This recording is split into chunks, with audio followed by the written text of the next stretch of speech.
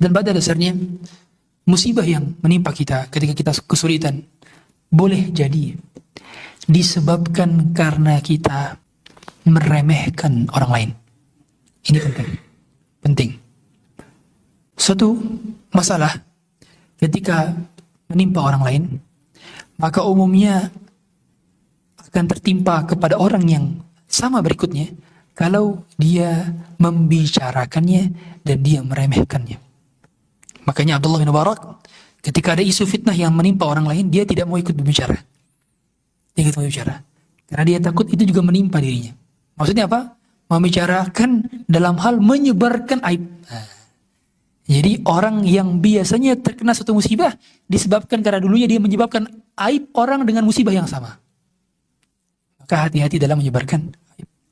Jangan dibiasakan kalau kita cerita ngasih tahu nama dan ngasih tahu orang.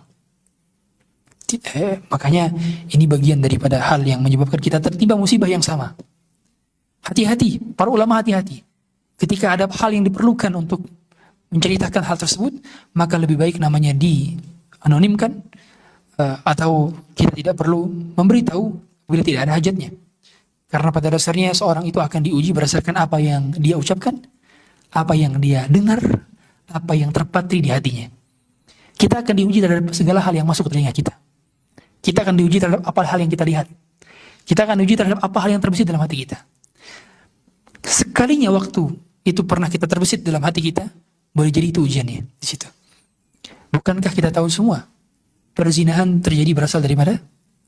Khayalan, menuju mata, menuju tangan, akhirnya terjadi perzinahan. Berawal dari hati. Maka fikirlah yang baik-baik, lihatlah yang baik-baik, dengarlah yang baik-baik, dan lakukanlah yang baik-baik. Dan pada akhirnya yang memberikan kita masalah adalah dia yang mampu menyelesaikan masalah kita.